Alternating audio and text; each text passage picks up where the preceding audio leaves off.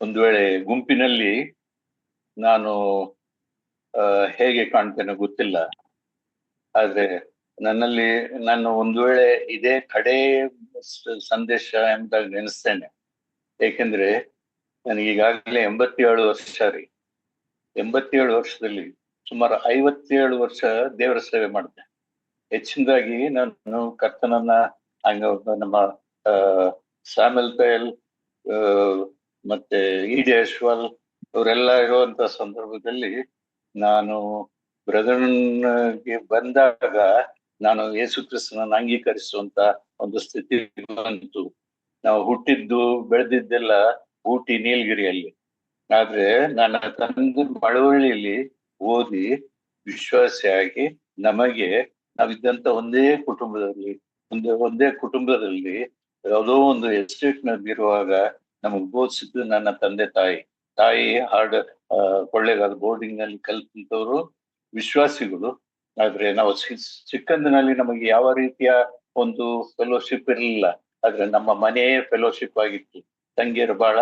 ನಾನು ಇಂಥದ್ರಲ್ಲಿ ನನಗೊಂದು ಡಿಫೆಕ್ಟ್ ಇತ್ತು. ಏನಂದ್ರೆ ತೊದಲುವಿಕೆ ಮತ್ತು ನನ್ನ ಒಂದು ಟಿಮಿಡ್ನೆಸ್, ಅಂದ್ರೆ ಒಂದು ಬಲಹೀನದ ಸ್ಥಿತಿ ಇತ್ತು. ಆದ್ರೆ ಈ ಸಂದರ್ಭದಲ್ಲಿ ನನ್ನ ತೊದಲು ನುಡಿ ಮತ್ತು ನನ್ನ ವೀಕ್ನೆಸ್ ಅನೇಕರಿಗೆ ಬಹಳ ಲಘುವಾಗಿ ತೆಗೆದುಕೊಂಡಿದ್ರು ಅವಾಗ. ಆದ್ರೆ ನಾನು ಆ ಮಧ್ಯದಲ್ಲಿ ಕರ್ತನನ್ನ ಅಂಗೀಕರಿಸುವಂತ ಒಂದು ಅವಕಾಶ ತಪ್ಪಿ ಹೋಯ್ತು. ಯಾಕಂದ್ರೆ ನನ್ನ ಒಂದು ಎಂಟನೇ ವಯಸ್ಸಿನಲ್ಲಿ ನಾನು ಮೈಸೂರಿನ ಒಂದು ಬೋರ್ಡಿಂಗ್ ನಲ್ಲಿ ನಾನು ಸೇರುವಂತಾಯ್ತು. ನಾನು ಅಲ್ಲಿಗೆ ಹೋದಾಗ ಕೂಡ ಎಲ್ಲರೂ ನನ್ನನ್ನು ಆಸೆ ಮಾಡ್ತಾ ಇದ್ರು. ಭಾಷೆ ಗೊತ್ತಿಲ್ಲ, ಮಾತಾಡ್ಲಿಕ್ಕೆ ಬರಲ್ಲ, ಮತ್ತೆ ಟಿಮಿಡ್ ಒಂಥರ ಅಂಜು ಬುರುಕ ಸ್ವಭಾವದವನಾಗಿದ್ದೆ. ಆದ್ರೆ ನಾನು ಅಲ್ಲಿ ಮುಗಿಸಿ ಮೈಸೂರಿನಲ್ಲಿ ಕಲ್ತ ನಂತರ ನನ್ನ ಗ್ರಾಜುಯೇಷನ್ SLC ಮುಗಿಸಿ ಗ್ರಾಜುಯೇಷನ್ ಆದ್ಮೇಲೆ ನಾನು ಬೆಂಗಳೂರಿಗೆ ಬಂದಾಗ ನಾನು ಯಾಕೆ ನನ್ನ ವಿಷಯ ಹೇಳ್ತಾ ಇದ್ದೇನೆ ಅಂದ್ರೆ, ನಮಗೆ ನಾನು ಸ್ಪಷ್ಟವಾಗಿ ನನ್ನ ಒಂದು ಉದ್ದೇಶವನ್ನ, ನನ್ನ ಹೃದಯದ ಉದ್ದೇಶವನ್ನ ನಿಮಗೆ, ಸಹೋದರರಾದಂತ ನಿಮಗೆ, ವಿಶ್ವಾಸಿಗಳಾದಂತ ನಿಮಗೆ, ಹೆಚ್ಚಿನದಾಗಿ ದೇವರ ಸೇವಕರಾದಂತ ನಿಮಗೆ ನಾನು ಹಂಚಿಕೊಳ್ಳಬೇಕೆಂಬುದಾಗಿ ಮನಸ್ಸು. ಹೀಗಾಗಿ ನಾನು ಚಿಕ್ಕಂದಿನಲ್ಲಿ ನಾನು ಬಿನಿ ಮಿಲ್ಸ್ ನಲ್ಲಿ ನಾನು ಸೂಪರ್ವೈಸರ್ ಆಗಿದ್ದೆ. ಅದಾದ ನಂತರ ನಾನು ಯೇಸು ಸ್ವಾಮಿನ ಅಂಗೀಕರಿಸಿದ ನಂತರ ನನಗೆ ದೊಡ್ಡವ್ರ ಹತ್ರ ಮಾತಾಡ್ಲಿಕ್ಕೆ ಭಯ. ನನಗೆ ಹೇಳ್ತಾ ಇದ್ರು, ನೀವು ವಾಕ್ಯ ಓದ್ರಿ ಅನ್ನುವಾಗ ಓದ್ಲಿಕ್ಕೂ ಕೂಡ ಭಯ ಆಯ್ತು, ಇಂಥ ಒಂದು ಸ್ಥಿತಿಯನ್ನು. ಆದ್ರೆ ಅದಕ್ಕಾಗಿ ನಾನು ಆರಿಸಿಕೊಂಡಿದ್ದು ಮಕ್ಕಳ ಸೇವೆ. ಅಲ್ಲಿ ಬೆಂಗಳೂರಿನಲ್ಲಿ ಒಂದು ಕಡೆ CEO ಚೈಲ್ಡ್ ಎವಾಂಜಲಿಸಂ ಫೆಲೋಶಿಪ್ ಎಂಬಂತ ಒಂದು ಆರ್ಗನೈಸೇಷನ್ ಅವರು 10 ದಿವಸ ಪ್ರೋಗ್ರಾಮ್ ಮಾಡುವಾಗ ಅಲ್ಲಿ ಅಟೆಂಡ್ ಮಾಡಿದಾಗ ಆಗ ನನಗೆ ಕಣ್ಣು ತೆಗೀತು. ಏನು ದೇವರು ನಮ್ಮನ್ನ ಬಯಸುವಂಥದ್ದು ನಮ್ಮ ಕಮಿಟ್ಮೆಂಟ್, ನಮ್ಮನ್ನ ಒಪ್ಪಿಸಿಕೊಡುವಿಕೆ. ನಾನು ಅದಾದ ನಂತರ ನಾನು ಬಿಟ್ಟೆ, ಮತ್ತೆ ಏನೇನೋ ಬೇರೆ ಬೇರೆ ಕೆಲಸಗಳನ್ನ ಮಾಡ್ತಾ ಇದ್ದು ಬಿಟ್ಟು ಕಡೆಗೆ ಪೂರ್ತಿ ಸಮಯಕ್ಕೆ ನಾನು ಬಂದೆ. ಆಗ ಬಂದಾಗ ನನಗೆ ಹೆಚ್ಚಾಗಿ ಪ್ರೋತ್ಸಾಹ ನೀಡಿದ್ದು ನಮ್ಮ ಬ್ರದರ್ನ ಸಂಘ ಎಲ್ಡರ್ಸ್. ಆದ್ರೆ ದೇವರ ಕರೆ ನನಗಿದ್ದು ಮಕ್ಕಳ ಸೇವೆ ಎಂಬುದಾಗಿ ಹೇಳುವಾಗ ಅದಕ್ಕಾಗಿ ವಿಶೇಷವಾದಂತ ಒಂದು 6 ತಿಂಗಳು ನಾನು ಡಿಪ್ಲೊಮಾ ಮಾಡಿದ ನಂತರ ನನ್ನ ಒಂದು ಉದ್ದೇಶವನ್ನು ಸ್ಪಷ್ಟವಾಗಿ ತೋರಿಸುತ್ತೆ ದೇವರು. ಏನಂದ್ರೆ ಮಕ್ಕಳ ಒಂದು ಮನೋಪರಿಸ್ಥಿತಿಯನ್ನು ಅರಿತುಕೊಂಡು ಮಕ್ಕಳಿಗೆ ಹೇಳಬೇಕಾದಂತ ವಾಕ್ಯಗಳನ್ನ ನಾನು ಮಕ್ಕಳ ಭಾಷೆಗೆ, ಅವರ ವಯಸ್ಸಿಗೆ ಅನುಗುಣವಾಗಿ, ಯಾಕಂದ್ರೆ ಚೈಲ್ಡ್ ಸೈಕಾಲಜಿ ಮುಂತಾದವನ್ನು ನಾನು ಓದಿದ್ದೆ. ಆದ್ರೆ ಅದನ್ನು ಓದುವಾಗ ಸೊಟೀರಿಯಾಲಜಿ ಅಥವಾ ಈ ದಿವಸ ನೀವೆಲ್ಲರೂ ವಿಶ್ವಾಸಿಗಳಾಗಿ ಒಂದು ಸಭೆಯನ್ನು ನಡೆಸುವಾಗ ನಾನು ಹೇಳುವಂಥದ್ದು ಒಂದು ತಮಾಷೆಯಾಗಿ ಕಾಣ್ಬೋದು. ಆದ್ರೆ ಪ್ರಾಮುಖ್ಯವಾದಂತ ಅಂಶವನ್ನ ನಾನು ತಿಳಿಸಬೇಕೆಂಬುದಾಗಿ ನಾನು ಮಾಡಿದೆ. ಹೀಗಾಗಿ ನಾನು ಕೆಲವಾರು ನನ್ನ 57ನೇ ಸೇವಾ ಅವಧಿಯಲ್ಲಿ ಒಂದು 30 ವರ್ಷ ನಾನು ಕೋಲಾರದ ಬಂಗಾರಪೇಟೆಯ ಸಮೀಪದಲ್ಲಿ ಸ್ವಲ್ಪ ಜಮೀನು ಮಾಡಿ ಅಲ್ಲಿ ಅನಾಥ ಮಕ್ಕಳು ಮತ್ತು ಹಳ್ಳಿಗಳ ಮಕ್ಕಳು ಅವರನ್ನ ಸಂಧಿಸ್ಲಿಕ್ಕೆ ಪ್ರಯತ್ನ ಪಟ್ಟೆ. ಆಗ SIBS ಅಂತ ಹೇಳಿ ಒಂದು ಸೌತ್ ಇಂಡಿಯಾ ಬಿಬ್ಲಿಕಲ್ ಸೆಮಿನರಿ ಅಂತ ಅಲ್ಲಿ ನನ್ನನ್ನ ಅಪಾಯಿಂಟ್ ಮಾಡಿದ್ರು. ಆದ್ರೆ ನನಗಿದ್ದದ್ದು ಹಳ್ಳಿಗಳಲ್ಲಿ ಹೋಗಿ ಜನರನ್ನ ಅವರಿಗೆ ಸರಿಯಾದಂತ ರೀತಿಯಲ್ಲಿ ದೇವರ ವಾಕ್ಯ ಹೇಳಬೇಕು ಎಂಬಂತ ಪರಿಸ್ಥಿತಿ ಬಂತು. ಆಗ ನನಗೊಬ್ರು ದೇವರ ಸೇವಕರು, ಪ್ರಖ್ಯಾತರಾದಂತ ದೇವರ ಸೇವಕರು ಸಿಕ್ಕಿದ್ರು. ಅವ್ರು ನನಗೆ ಹೇಳಿದ್ದು, ನೀನು ಬೇರೆಯವರ ಮೇಲೆ ಆತುಕೊಂಡು ನೀನ್ ಮಾಡುವಂಥದ್ದಲ್ಲ, ನೀನು ಅದಕ್ಕೆ 121ನೇ ಕೀರ್ತನೆಯನ್ನು ಸ್ಪಷ್ಟವಾಗಿ ನಮಗೆ ಬೋಧಿಸ್ತದೆ. ಏನಂದ್ರೆ, ನಾನು ಕಣ್ಣೆತ್ತಿ ಪರ್ವತಗಳ ಕಡೆಗೆ ನೋಡ್ತೇನೆ, ನನ್ನ ಸಹಾಯ ಎಲ್ಲಿಂದ ಬರುವುದು ಎಂಬುದಾಗಿ ಹೇಳುವಂಥದ್ದು ಒಂದು ಕ್ವಶನ್ ಮಾರ್ಕ್. ಆ ಕ್ವಶನ್ ಮಾರ್ಕ್ ನಾನು ತಲೆಯಲ್ಲಿ ಹಾಕಿದ್ರು. ನಾನು ಪರ್ವತಗಳು ಅಂದ್ರೆ ಹಿಲ್ಸ್ ಎಂಬುದಾಗಿ ಇಂಗ್ಲಿಷ್ ನಲ್ಲಿದೆ. ನಾನು ಸಣ್ಣ ಪುಟ್ಟ ಗುಡ್ಡಗಳನ್ನ ನನ್ನ ಸಹಾಯಕ್ಕೆ ನೋಡೋದ್ರ ಬದಲಾಗಿ ಎಲ್ಲವನ್ನೂ ಉಂಟು ಮಾಡಿದ ಸೇನಾಧೀಶನಾದ ಯೆಹೋವನನ್ನು ನೋಡ್ಬೇಕು ಅಂತ ನಾನು ನಂಬಿಕೆಯ ಜೀವಿತದಲ್ಲಿ ನಾನು ಶುರು ಮಾಡ್ತೇನೆ. ನಾನಲ್ಲಿ ಸ್ವಲ್ಪ ಜಮೀನನ್ನು ಮಾಡಿ ಕೆಲವಾರು ಅನಾಥಾಶ್ರಮಗಳನ್ನು ಮಾಡಿ ಕೆರೀತ್ ಎಂಬುದಾಗಿ Karnataka evangelical rural integrated education training home ಎಂಬುದಾಗಿ ಕೆರೀತ್ ಎಂಬುದಾಗಿ ಪ್ರಾರಂಭ ಮಾಡಿದೆ. ಸುಮಾರು ಜನರನ್ನು ಕರ್ತನ ಬಳಿಗೆ ನಡೆಸ್ತೀವಿ. ಈ ದಿವಸ ನಾನು ಅಮೆರಿಕ, ದುಬೈ, ಅಬುದಾಬಿ ಮತ್ತು ಮುಂತಾದ ಕಡೆಗಳಿಗೆ ಹೋಗಿ ನನ್ನ ಇನ್ವಿಟೇಷನ್ ಪ್ರಕಾರ ಹೋದೆ. ಅವರಿಗೆ ಪ್ರಾಮುಖ್ಯವಾಗಿ 4:14 ಎಂಬುದಾಗಿ ಹೇಳುವಂತ ಒಂದು ಅಂಶಕ್ಕೆ ನನ್ನ ಹೃದಯವನ್ನು ಇಟ್ರು. ಅದರಲ್ಲಿ 4 ವರ್ಷದಿಂದ 14 ವರ್ಷದ ಬಹಳ ಶ್ರೇಷ್ಠವಾದಂತ ಒಂದು ಸಂದರ್ಭ. ಆ ಸಂದರ್ಭದಲ್ಲಿ ಮಕ್ಕಳಿಗೆ ಹಾಕಬೇಕಾದಂತ ಫೌಂಡೇಶನ್ ಸರಿಯಾದಂತ ರೀತಿಯಲ್ಲಿ ಹಾಕಬೇಕೆಂಬುದಾಗಿ ಸಿಸ್ಟಮ್ಯಾಟಿಕ್ ಆಗಿ ನಾನು ಮಾಡ್ಲಿಕ್ಕೆ ಪ್ರಯತ್ನ ಪಟ್ಟೆ. ಸುಮಾರು 27 ವರ್ಷಗಳು ತುತ್ತುಗಳು ಎಂಬಂತ ಒಂದು ಪತ್ರಿಕೆಯನ್ನ ನಾನು ಮಾಡಿದೆ. ಅದರಲ್ಲಿ ಸ್ಪಷ್ಟವಾಗಿ ಮಕ್ಕಳ ಸತ್ಯವೇದ ಒಂದು ಸತ್ಯಾಂಶವನ್ನ ವಿವರಿಸುವಂತ ಸ್ಥಿತಿಯಲ್ಲಿ ನಾನು ಕೊಡ್ತದ್ದು ಬಹಳ ಹೆಸರುವಾಸ ಇಡೀ ಪ್ರಪಂಚಕ್ಕೆ ಹೋಗ್ತಾ ಇತ್ತು. ಮತ್ತೆ ಟಿವಿ ಪ್ರೋಗ್ರಾಮ್ ಮತ್ತು ರೇಡಿಯೋ ಪ್ರೋಗ್ರಾಮ್ ನಲ್ಲಿ ಮಕ್ಕಳ ಸೇವೆ ಮಾಡಿದ್ರಿಂದ ಬಾನುಲಿ ಅಣ್ಣಯ್ಯ ಎಂಬುದಾಗಿಟ್ರು. ಅಂದ್ರೆ ತಮಿಳ್ನಲ್ಲಿ ವಾನೊಲಿ ಮಾಮ ಅಂತ ಇತ್ತು, ನಮಗೆ ತಮಿಳು ಗೊತ್ತಿದ್ರಿಂದ ವಾನೊಲಿ ಅಂದ್ರೆ ಆಕಾಶವಾಣಿಯಲ್ಲಿ ಮಾಮ ಎಂಬುದಾಗಿ, ನನಗೆ ಬಾನುಲಿ ಅಣ್ಣಯ್ಯ ಎಂಬುದಾಗಿ ಹೆಸರಿಟ್ರು. ಹೀಗಾಗಿ ಯಾಕೆ ನಾನು ಇದನ್ನೆಲ್ಲ ಹೇಳ್ತಾ ಇದ್ದೇನೆ ಅಂದ್ರೆ, ನನ್ನ ಹೃದಯದ ಭಾರವನ್ನ ನಿಮಗೆ ಹಂಚಿಕೊಳ್ತೇನೆ ಕುಟುಂಬದವರು. ಯಾಕೆಂದ್ರೆ ಇಲ್ಲಿಯವರೆಗೆ ಒಂದು ವೇಳೆ ನಂತರ ತಿಳಿಯಿತು, ನಮ್ಮ ಸೈಮನ್ ಬ್ರದರ್ ಕೂಡ ನನ್ನ ಆಗಿನ ಕಾಲದ ಒಂದು ಸ್ಥಿತಿಯಲ್ಲಿ ಕರ್ತನಿಗೆ ಒಪ್ಪಿಸಿಕೊಟ್ರಂತೆ ನನ್ನ ಸೇವೆಯಲ್ಲಿ. ಹೀಗಾಗಿ ಮಕ್ಕಳಿಗಾಗಿ ಮತ್ತು ಆರಂಭದಲ್ಲೇ ಸಿಸ್ಟಮ್ಯಾಟಿಕ್ ಆಗಿ ದೇವರ ವಾಕ್ಯವನ್ನ ಕಲಿಯುವಂತ ವಿಧಾನವನ್ನ ನಾನು ಅದನ್ನ ಮಾಡಿದೆ. ಅದನ್ನ ಮಾಡಿದಾಗ ಅದರಲ್ಲಿ 4 ಅಂಶಗಳು ಬಹಳ ಪ್ರಾಮುಖ್ಯ ಅನ್ನಿಸ್ತು. ಆ 4 ಅಂಶಗಳನ್ನ ನಿಮಗೆ ಹೇಳ್ತೇನೆ, ನಿಮಗೆ ಗೊತ್ತಿಲ್ಲ ಎಂದಾಗಿ ಅಲ್ಲ, ಆದ್ರೆ ನಿಮಗೆ ನಾನು ಹೇಳುವಂಥದ್ದು ಏನಂದ್ರೆ, ಈ ದಿವಸಗಳಲ್ಲಿ ನಾನು ಕರ್ನಾಟಕದ ಮತ್ತು ತಮಿಳುನಾಡು, ಆಂಧ್ರದ ಅನೇಕ ಕಡೆಗಳಿಗೆ ಹೋಗುವಾಗ ಅನೇಕರು ವಿಶ್ವಾಸಿಗಳು ಆರಂಭಿಸುವಂತದ್ರಲ್ಲಿ ಬಹಳ ವಿಶ್ವಾಸಿಗಳು ಅಥವಾ ಬಹಳ ಅಂದ್ರೆ ನಿಮ್ಗೆ ನಾನು ಯಾರನ್ನು ಕಂಡಮ್ ಮಾಡ್ತಾ ಇಲ್ಲ, ಆದ್ರೆ ಬಹಳ ಅಸೆಂಬ್ಲಿಗಳು ಈ ಬೇಸಿಕ್ ನ ಬಿಟ್ಟು ಅಥವಾ ಅವರಿಗೆ ತಿಳಿಸದೆ ದೇವರ ವಾಕ್ಯವನ್ನು ಹಂಚ್ತಾ ಇದ್ದಾರೆ. ಸರಿನೇ, ದೇವರ ವಾಕ್ಯ ನಾನು ಮುಂದೆ ಅದನ್ನು ತಿಳಿಸ್ತಾ ಇದ್ದೇನೆ. ಆದ್ರೆ ಇದರ ಕುರಿತಾಗಿ ನಾನು ಟಿವಿ ಪ್ರೋಗ್ರಾಮ್ ಮತ್ತು ಕ್ಯಾಸೆಟ್ ಮಿನಿಸ್ಟ್ರಿ ಹೀಗೆ ಮಾಡಿ ಸುಮಾರು 30 ವರ್ಷಗಳು ಇಡೀ ಕರ್ನಾಟಕ, ಆಂಧ್ರ, ತಮಿಳುನಾಡು ಮತ್ತೆ ಎಲ್ಲಾ ಕಡೆ, ತಮಿಳು ಗೊತ್ತಿದ್ರಿಂದ ತೆಲುಗು ಗೊತ್ತಿದ್ರಿಂದ ಮಾಡಿದೆ. ದೇವರು ನನಗೆ ಅದ್ಭುತವಾದಂತ ಒಂದು ಸ್ವರವನ್ನ ಕೊಟ್ಟರು, ಅದ್ಭುತವಾದಂತ ಒಂದು ಜ್ಞಾನ ಕೊಟ್ಟರು. ಅದರಲ್ಲಿ ನಾನು ನಿಜವಾಗಿ ಕಲಿಯುವಂತ ಸತ್ಯವೇದ ಮೂಲ ಸತ್ಯಾರ್ಥಗಳನ್ನ ಮೊದಲು ಕಲಿಯುವಂತ ಸ್ಥಿತಿಗೆ ದೇವರು ನಡೆಸಿ. ಯಾಕೆಂದ್ರೆ ಈ ದಿವಸದಲ್ಲಿ ನಾನು ಅನೇಕರಿಗೆ ನಾನು ತಲೆ ಕೆಟ್ಟವನಾಗಿದ್ದೇನೆ. ಯಾಕೆಂದ್ರೆ ನಾನು ತಲೆಗೆ ಎಷ್ಟು ಬಿದ್ದಿತ್ತು. ಹೀಗಾಗಿ ಈ ಕೊರೋನಾ ಬಂದಾಗ ನಾನು ಒಂದು ಆಕ್ಸಿಡೆಂಟ್ ಆಯ್ತು. ಅದರಲ್ಲಿ ಕಾಲ್ ಮುರಿಯಿತು, ಮಂಡಿ ಮುರಿಯಿತು, ಕೈ ಮುರಿಯಿತು, ತಲೆಗೆ ಏಟ್ಬಿತ್ತು. ಹೀಗೆ ಅದಾದ ನಂತರ ಸುಮಾರು 3 ಕಡೆಗಳಲ್ಲಿ ಆಕ್ಸಿಡೆಂಟ್ ಆಗಿ ನನಗೆ 2 ಕಡೆ ಕಾಲ್ ಮುರಿದಿದೆ ಮತ್ತು ಎದೆ ಮೂಳೆ ಮುರಿದಿದೆ, ಹಲ್ಲುಗಳೆಲ್ಲ ಹೋಗಿದೆ, ತಲೆಗೆ ಎಟ್ಬಿದ್ದಿದೆ, ಕಿವಿಗೆ ಎಟ್ಬಿದ್ದಿದೆ, ಕಣ್ಣು ಸರಿಯಾಗಿ ಕಾಣಿಸ್ತಾ ಇಲ್ಲ. ಹೀಗಾಗಿ ನಾನು ತುತ್ತುಗಳು ಎಂಬಂತ ಅನೇಕರು ಓದಿದ್ದೀರಿ, ತುತ್ತುಗಳು ಎಂಬ ಪತ್ರಿಕೆಯನ್ನ ಸ್ಟಾಪ್ ಮಾಡಿದೆ. ಮತ್ತೆ ರೇಡಿಯೋ ಪ್ರೋಗ್ರಾಮ್ ಟಿವಿ ಪ್ರೋಗ್ರಾಮ್ ನಾನು ಮಾಡ್ಲಿಕ್ಕೆ ಆಗ್ಲಿಲ್ಲ. ಆದ್ರೆ ಈ ದಿವಸದಲ್ಲಿ ನಾನು ಸುಮಾರು ಒಂದು 5 ಕಡೆ ಆನ್ಲೈನ್ ದೇವರ ವಾಕ್ಯ ಕೊಡ್ತಾ ಇದ್ದೆ.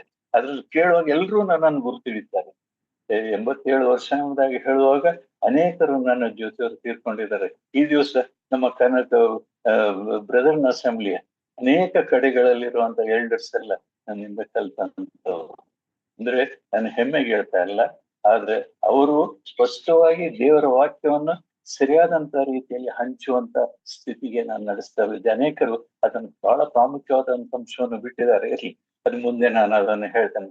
ದಯಮಾಡಿ ನೆನಪು ಮಾಡಬೇಡಿ, ನಾನು ಇದನ್ನ ಪ್ರಸಂಗ ಮಾಡ್ತಾ ಇಲ್ಲ, ನನ್ನ ಸಾಕ್ಷ್ಯನ ಹೇಳ್ತಾ ಇದ್ದೇನೆ. ಹೀಗಾಗಿ ಇಡೀ ಪ್ರಪಂಚದಲ್ಲಿ ಎಲ್ಲಿ ಹೋದ್ರೂ ನನ್ನನ್ನು ಗುರ್ತಿಡಿಯುವಂತ ಸ್ಥಿತಿಗಾಯ್ತು ಈ ದಿವಸದಲ್ಲಿ. ಹಾಗೂ ಇಲ್ಲ ಯಾರಿಗೂ ತಿಳಿಯದಂತ ರೀತಿಯ ಒಂದು ಚಿಕ್ಕ ಚಿಕ್ಕ ಸಭೆಗೆ ಹೋಗಿ ನನ್ನ ಒಂದು ವರ್ಷಿಪ್ ಅಥವಾ ಭಾನುವಾರಗಳಲ್ಲಿ ಆರಾಧಿಸುವಂತ ಅಥವಾ ಅಲ್ಲಿ ಅಟೆಂಡ್ ಮಾಡುವಂತ ಒಂದು ಸ್ಥಿತಿಗೆ ದೇವರು ನಡೆಸ್ತಾ. ಯಾಕಂದ್ರೆ ಅದು ಇಷ್ಟಪಟ್ಟೆ. ದೊಡ್ಡ ದೊಡ್ಡ ಸಭೆಗಳಲ್ಲಿ ನನ್ನನ್ನು ಇನ್ವೈಟ್ ಮಾಡ್ತಾ ಇದ್ದಾರೆ, ಆದ್ರೆ ನಾನು ಹೋಗ್ತಾ ಇಲ್ಲ. ಯಾಕೆ ನಾನು ಇದನ್ನು ಹೇಳಿದೆ ಅಂದ್ರೆ, ಸತ್ಯವೇದದಲ್ಲಿರುವಂತ ಪ್ರಾಮುಖ್ಯವಾದಂತ ಅಂಶಗಳನ್ನು ಸರಿಯಾದಂತ ರೀತಿಯಲ್ಲಿ ನಮಗೆ ಚಿಕ್ಕಂದಿನಲ್ಲಿ ಸರಿಯಾಗಿ ಕಲಿಯಬೇಕಾದಂತ ಸಂದರ್ಭಗಳಲ್ಲಿ, ಹಾಕಬೇಕಾದಂತ ಸಂದರ್ಭಗಳಲ್ಲಿ ಹಾಕಿಸಿಕೊಳ್ಳದೆ ಅಂದ್ರೆ ತಿಳಿಯದೆ ನಾವು ಅದನ್ನ ಬಹಳ ಲಘುವಾಗಿ ಮಕ್ಕಳು 1 ವರ್ಷ 2 ವರ್ಷ 3 ವರ್ಷ 4 ವರ್ಷ ಮಕ್ಕಳು ಬಹಳ ಚಿಕ್ಕವರಿಂದಾಗ ನೆನೆಸ್ತೇವೆ. ಆದ್ರೆ ಸೈಕಾಲಜಿ ಪ್ರಕಾರವಾಗಿ ಅಥವಾ ಮನೋವಿಜ್ಞಾನದ ಪ್ರಕಾರವಾಗಿ ಈ ಈ 4ನೇ ವರ್ಷದವರೆಗೂ ಹಾಕುವಂಥದ್ದು ನಾವು ತಮಾಷೆಯಾಗಿ ಹಾಡುವಂಥದ್ದು, ಹೇಳುವಂಥದ್ದು, ಅಥವಾ ಕತೆ ಮುಖಾಂತರವಾಗಿ ಹೇಳುವಂಥದ್ದು, ಚಿತ್ರದ ಮೂಲಕವಾಗಿ ಹೇಳುವಂಥದ್ದು, ಹಾಡಿನ ಮೂಲಕವಾಗಿ ಹೇಳುವಂಥದ್ರಲ್ಲಿ ನಿಜವಾದ ಸತ್ಯವಿದ್ದ ಗೂಢಾರ್ಥದ ಒಂದು ಫೌಂಡೇಶನ್ ಅಥವಾ ಅಸ್ತಿವಾರ ಅದನ್ನು ಹಾಕಲ್ಪಟ್ಟಿದೆ.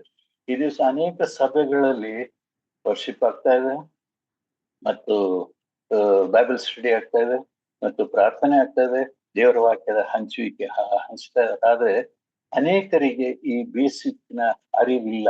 ಹೀಗಾಗಿ ಅನೇಕ ಸಭೆಗಳಲ್ಲಿ ನೋಡುವಾಗ ನಾನು ಕೆಲವಾರು ಸಭೆಗಳಲ್ಲಿ ಅಥವಾ ನಮ್ಮ ಅಸೆಂಬ್ಲಿಗಳಲ್ಲಿ ಹೋಗುವಾಗ ನನಗೆ ಅನ್ನಿಸ್ತದೆ, ನನಗೆ ಸಮಯ ಸಿಕ್ಕುವಾಗ ನಾನು ಸ್ಪಷ್ಟವಾಗಿ ಅವ್ರಿಗೆ ಹೇಳ್ತೇನೆ.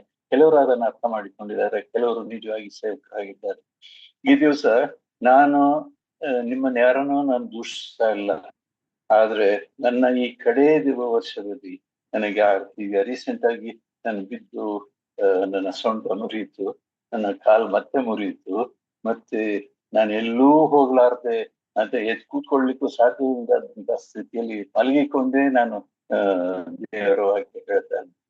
ಆದ್ರೆ ಈ ದಿವಸದಲ್ಲಿ ನನ್ನ ಒರಿಜಿನಲ್ ಪ್ಲೇಸ್ ಅಥವಾ ನನ್ನ ಬಂಗಾರಪೇಟೆಯ ಸಮೀಪದ ಈ ದಂಡುಪಾಳ್ಯ ಕಳ್ಳರಿತ್ತು ನೋಡಿ, ಆ ಸ್ಥಳದಲ್ಲಿ ನಾನು ಆರಂಭಿಸಿದಂತ ಆ ಒಂದು ಆಶ್ರಮದಲ್ಲಿ ಸ್ವಲ್ಪ ಜಮೀನು ತೆಗೆದಿದ್ದೆ.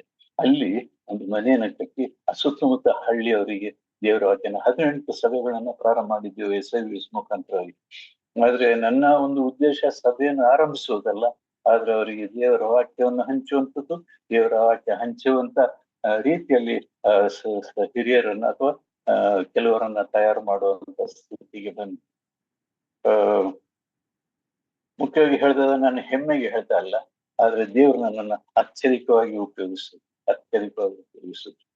ಕಡೆ ಪಕ್ಷ ಎಲ್ಲಿವರೆಗೆ ಅಂದ್ರೆ, ನಾನು ಅಮೆರಿಕಾಗೆ ನಾನು ಇನ್ವೈಟ್ ಮಾಡಿದ್ದು 4ರಿಂದ 14 ಹೋಗಿ ಹೇಳಿ ಅದರ ಪ್ರಾಮುಖ್ಯತೆಯನ್ನು ತಿಳಿಸ್ಲಿಕ್ಕಾಗಿ ಕರೆದು ನನ್ನನ್ನು ಕರೆದಿದ್ದು 6 ದಿವಸಕ್ಕಾಗಿ. ಆದ್ರೆ ಅದಾದ ಸುತ್ತಮುತ್ತ ಚಿಕ್ಕ ಚಿಕ್ಕ ಸಭೆಗಳಲ್ಲಿ ನನ್ನನ್ನು ಇನ್ವೈಟ್ ಮಾಡಿದ್ದೆ. ಯಾಕಂದ್ರೆ ಅವರೆಲ್ಲರೂ ನನ್ನ ಹತ್ರ ಕಲ್ತಂತವ್ರು. ಹೀಗಾಗಿ ನಾನು ಯಾವ ಸಭೆಯಲ್ಲಿ ಹೋದ್ರು ಎಲ್ಲ ಗೊತ್ತಿರುವಂತದ್ದು ಅನ್ಯಾಯ ಅಂತ. ಹೀಗಾಗಿ ನನಗೆ ಮೊದಲೇ ದೇಹದಲ್ಲಿ ಆರೋಗ್ಯ ಇಲ್ಲ, ಮತ್ತು ನಡಿಲಿಕ್ಕೆ ಆಗ್ತಾ ಇಲ್ಲ, ನೋಡ್ಲಿಕ್ಕೆ ಆಗ್ತಾ ಇಲ್ಲ, ಬರೀಲಿಕ್ಕೆ ಆಗ್ತಾ ಇಲ್ಲ. ಆದ್ರೆ ಇಷ್ಟು ವರ್ಷ ನಾನು ಬರ್ದಿದ್ದು ಎಲ್ಲ ಈ ದಿವಸ ಕೂಡ ಕಾರ್ಯ ಮಾಡ್ತಾ ಇದ್ದೆ. ಹೀಗಾಗಿ ನಾನು ಕಡೆ ಸಾರಿ ನನಗೆ ಸಿಕ್ಕಿದಂತ ಈ ಒಂದು ಸಂದೇಶ, ಒಂದು ಸಂದರ್ಭಕ್ಕಾಗಿ ನಾನು ಸಿಂಹನಣ್ಣಗೆ ನಾನು ಥ್ಯಾಂಕ್ಸ್ ಹೇಳ್ತೇನೆ. ಯಾಕೆಂದ್ರೆ ಯಾವ ಕಾಲದಲ್ಲಿ ನಾನು ಅವರನ್ನು ಭೇಟಿ ಮಾಡಿದ್ದೆ ಗೊತ್ತಿಲ್ಲ, ಅವ್ರು ಯಾವಾಗ ನನ್ನ ಒಂದು ಮಿನಿಸ್ಟ್ರಿ ಮುಖಾಂತರವಾಗಿ ನನ್ನ ಸೇವೆ ಮುಖಾಂತರ ಕರ್ತನನ್ನು ಅಂಗೀಕರಿಸ್ತಾರೆ ಎಂಬುದು ಗೊತ್ತಿಲ್ಲ. ಅನೇಕರು ಯೇಸು ಸ್ವಾಮಿಯನ್ನು ಅಂಗೀಕರಿಸಿದ್ದು ಆ ಸಂದರ್ಭದಲ್ಲಿ ಈ ದಿವಸ ನೆನಪು ಮಾಡ್ತಾರೆ. ಅದಕ್ಕಾಗಿ ನಾನು ಅನ್ಸುತ್ತೇನೆ, ಅಮೆರಿಕದಲ್ಲಿ, ಅಬುದಾಬಿಯಲ್ಲಿ, ದುಬೈನಲ್ಲಿ ಮತ್ತು ಕಟಾರ್ನಲ್ಲಿ ಎಲ್ಲಾ ಕಡೆಗಳಲ್ಲಿ ಇರುವಂತಹ ಸೇವಕರು ಸಿಕ್ಕಂದಿನಲ್ಲಿ ನಾವು ನಿಮ್ಮ ಹತ್ರ ಕಲ್ತಿದ್ದು ಇನ್ನೂ ನೆನಪಿದೆ ಎಂಬುದಾಗಿ ನಾವು ಕಲಿಸಿಕೊಟ್ಟಂತ ವಿಷಯಗಳು ಹಾಡಿನ ಮೂಲಕವಾಗಿ ಕಥೆ ಮೂಲಕವಾಗಿ ಹೇಳ್ತಾ ಇದ್ದಾರೆ. ನಾನು ಅದನ್ನ ಹೇಳಿದಂತ ಕಡೆಯಲ್ಲಿ ನಾನೊಬ್ಬ ಮ್ಯಾಜಿಕ್ ಮ್ಯಾನ್ ಆದೆ. ಹಾಡುಗಳನ್ನು ಕಟ್ಟುವಂತ ಸುಮಾರು 150 ಹಾಡುಗಳನ್ನು ಕಟ್ಟಿದೆ. ಸುಮಾರು ಈ ಪಪೆಟ್ ಶೋ, ಗೊಂಬೆಗಳ ಮುಖಾಂತರವಾಗಿ ಮತ್ತು ಚಿತ್ರಗಳ ಮುಖಾಂತರವಾಗಿ ನಾನು ಕೊಟ್ಟೆ, ಎಲ್ಲಾ ಕಡೆ ಕೊಟ್ಟೆ. ಆದ್ರೆ ಈ ದಿವಸಗಳಲ್ಲಿ ಈ ನಿಜವಾದಂತ ಸುವಾರ್ತೆ ಬರೀ ಮ್ಯಾಜಿಕ್ ಶೋ ರೀತಿಯಲ್ಲಿ ಆಗಿದೆ. ಅಂದ್ರೆ ಜನರನ್ನ ಅಟ್ರಾಕ್ಟ್ ಮಾಡುವಂತ ಸ್ಥಿತಿಯಲ್ಲಿದೆ. ನಿಜವಾದಂತ ವರ್ಷಿಪ್ ಮೀಟಿಂಗ್ ಕೆಲವು ಕಡೆ ಹೋಗುವಾಗ ಬಹಳ ದುಃಖ ಆಗ್ತದೆ.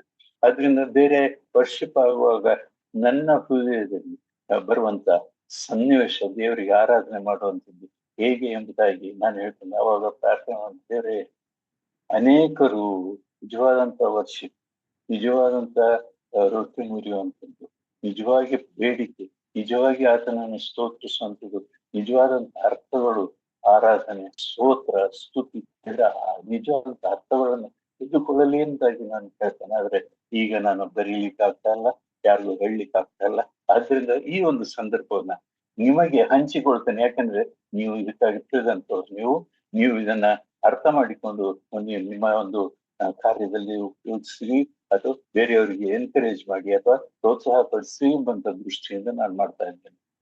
ದಯಮಾಡಿ ಯಾರಿಗೂ ನಾನು ಅರ್ಥ ಮಾಡ್ತಾ ಇಲ್ಲ, ಯಾರನ್ನು ನಾನು ಹೇಳಿಸ್ತಾ ದೇವ್ರು ನನಗೆ ಕೊಟ್ಟಂತ ಈ ಭಾರವನ್ನ ನಿಮ್ಮ ಮುಂದೆ ಹಂಚಿಕೊಳ್ತಾ ಇದ್ದೇನೆ. ಈ ದಿವಸ ನಾನು ಒಂದು ಕಾಡಿನಲ್ಲಿ ಮರ ಗಿಡಗಳ ಮಧ್ಯದಲ್ಲಿ ನನ್ನ ಒರಿಜಿನಲ್ ಶುರು ಮಾಡಿದಂತ ಸ್ಥಳಕ್ಕೆ ನಾನು ಬಂದೆ. ನಾನು ನಡಿಲಿಕ್ಕೆ ಆಗ್ತಾ ಇಲ್ಲ, ನಾನು ಕೂತ್ಕೊಳ್ಲಿಕ್ಕೆ ಆಗ್ತಾ ಇಲ್ಲ. ನಾನು ದೇವರ ಬಗ್ಗೆ ಆಸಕ್ತಿ ಇದೆ, ನಾನು ದೇವ್ರ ಸೇವೆ ಮಾಡ್ಬೇಕೆಂದಾಗಿ ನಡಿಲಿಕ್ಕೆ ಹೋಗ್ಬೇಕಾಗ್ತಾ ಇಲ್ಲ. ಎಲ್ಲಾ ಕಡೆ ಬಂದು ನನ್ನನ್ನು ಬನ್ನಿ ಬನ್ನಿ ಬನ್ನಿ. ಈ ದಿವಸ ಬೆಂಗಳೂರಿನಲ್ಲಿರುವಂತ ಅನೇಕ ಸಭೆಗಳ ಹಿರಿಯರುಗಳು ನನ್ನಿಂದ ಕಲ್ತಿದ್ದು ಎಂಬುದಾಗಿ ಹೇಳ್ತಿರ್ಲಿಕ್ಕೆ ಹೆಮ್ಮೆ ಪಡ್ತೀನಿ. ಆದ್ರೆ ಆ ಸಂದರ್ಭದಲ್ಲಿ ಅವರಿಗೆ ಕೊಟ್ಟಂತ ವಿಷಯ ಮಕ್ಕಳ ವಿಷಯದಲ್ಲಿ ಎಲ್ಲಾ ಮಕ್ಕಳು ಬಹಳ ಜನ ಬರ್ತಿದ್ದಾರೆ. ಮಕ್ಕಳ ವಿಷಯದಲ್ಲಿ ಆಸಕ್ತಿನೇ ಇಲ್ಲ, ಮಕ್ಕಳು ತಾನೇ ಎಂದಾಗಿ ಹೇಳುವಂತ ಸ್ಥಿತಿ. ಆದ್ರೆ ದೇವರ ವಾಕ್ಯ ಹೇಳಬೇಕಾದಂತ ಸಂದರ್ಭ 4-14 years, 4ರಿಂದ 14 ವರ್ಷದ ಒಳಗೆ ಮಕ್ಕಳನ್ನ ಕರ್ತನ ಬಳಿಗೆ ನಡೆಸಬೇಕು ಅಂತ. ಅದರಲ್ಲೂ ಕ್ಲಾಸಿಫಿಕೇಶನ್ ಹೇಳಲಿಕ್ಕೆ ಹೋಗಲ್ಲ. ಮುಖ್ಯವಾಗಿ ಸತ್ಯವೇದ, ನಿಜವಾದ ಸತ್ಯತೆ ಅಥವಾ ಸತ್ಯವೇದ ಟ್ರೂತ್ಸ್, ಸತ್ಯತೆಗಳನ್ನ ನಿಮಗೆ ಒಂದು ಔಟ್ಲೈನ್ ಆಗಿ ನಾನು ತಿಳಿಸ್ತೇನೆ. ನೀವು ಅದನ್ನ ಮಾಡಿ ಆಲೋಚನೆ ಮಾಡಿದ್ರೆ ತಪ್ಪೇನಾದ್ರೂ ನಾನು ಹೇಳಿದ್ದೆ ದಯಮಾಡಿ ನಾನು ತಿಳಿಸ್ಬೋದಾಗಿ ಹೇಳ್ತೇನೆ. ಯಾಕಂದ್ರೆ ನಾನು ರೆಗ್ಯುಲರ್ ಆಗಿ ದೊಡ್ಡ ದೊಡ್ಡ ಸಭೆಗಳಲ್ಲಿ ದೊಡ್ಡ ಒಂದು ಕಡೆ ನಾನು ನಮ್ಮ ಮಾತು ಇಡೀ ಅಮೆರಿಕದಲ್ಲಿ, ಇಂಗ್ಲೆಂಡ್ನಲ್ಲಿ ಮತ್ತೆ ಎಲ್ಲಾ ಕಡೆಗಳು ಕೇಳ್ತವೆ. ಆದ್ರೆ ಹೆಚ್ಚಿನದಾಗಿ ನನಗೆ ಆಸಕ್ತಿ ಇರುವಂತದ್ದು ದೇವರ ಸೇವಕರುಗಳಿಗೆ, ಅವರಿಗೆ ತಮ್ಮ ಒಂದು ಸ್ಥಿತಿಯನ್ನ ಅರಿತುಕೊಳ್ಳಲಿಕ್ಕಾಗುವಂತೆ, ಬೇರೆಯವರಿಗೆ ಪ್ರೋತ್ಸಾಹ ಮಾಡ್ಲಿಕ್ಕಾಗುವಂತೆ ನಾನು ಅದನ್ನು ಹೇಳ್ತೇನೆ.